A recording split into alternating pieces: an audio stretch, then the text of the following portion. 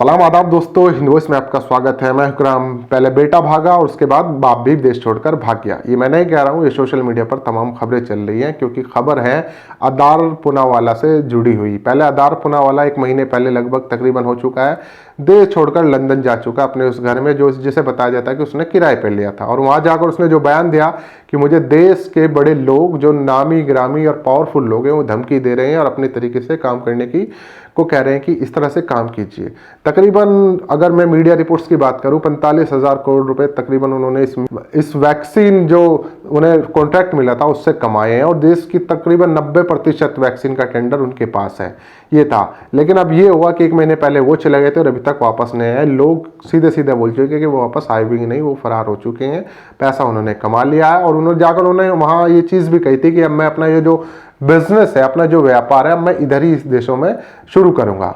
अब उसके बाद ये आगे उनके जो पिता जो देश में ही थे, साइरस पुनेवाला, वो भी लंदन चले गए हैं। हालांकि जाते जाते वो भी कह रहे हैं कि भाई हम तो छुट्टी मनाने गए हैं, गर्मियों की छुट्टी। ऐसे में जहाँ बैन है फ्लाइट से, वो उनको जाने की परमिशन मिल रही। बड़े लोग हैं, कहीं भी जा सकते हैं, तो उसमें कोई वो नहीं है। उनका ये कहना है कि मैं जो है कुछ दिन के लिए छुट्टी मनाने जा रहा हूँ अपने परिवार के पास।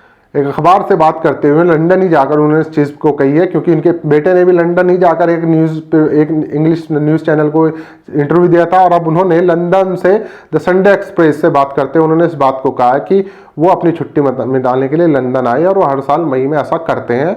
उन्होंने कहा कि संकट के समय उनके बेटे पर देश छोड़ने का आरोप झूठा और दुर्भाग्यपूर्ण है, लेकिन लोग मान नहीं रहे। वो सीधा सीधा कह रहे हैं भाई बाप, पहले बेटा गया अब बाप भी चला गया। तो लेकिन सवाल कई सारे खड़े हो रहे हैं कि अलग अलग टाइम पे दोनों बाप बेटे गए, अगर वो हर साल इसी महीने जाते हैं परिवार के तो साथ जा सकते थे, या फिर बच्चों को जिस तरह से वो पूरा एक तरह से कारोबार समेट कर वहाँ गए और उनका वहाँ जाकर ये कहना कि अब मैं यहीं यूरोप के ही देशों में ये अपना व्यापार शुरू करूंगा। वो तो अपनी ब्रांचेस यहाँ से भी खोल सकते थे, जैसे और देशों की ब्रांचेस हमारे देश में, मालिक वहीं रहते हैं, आते हैं चले जाते हैं। लेकिन वो उनका जाकर वहाँ इस बात को कहना, और वो भी न्यूज़ चैनल को इंटरव्यू देकर जाकर कहना, इस बात का साफ इशारा है कि कुछ तो गड़बड़ हुई है और इसलिए से पहले बाप चला गया और फिर बेटा चला गया।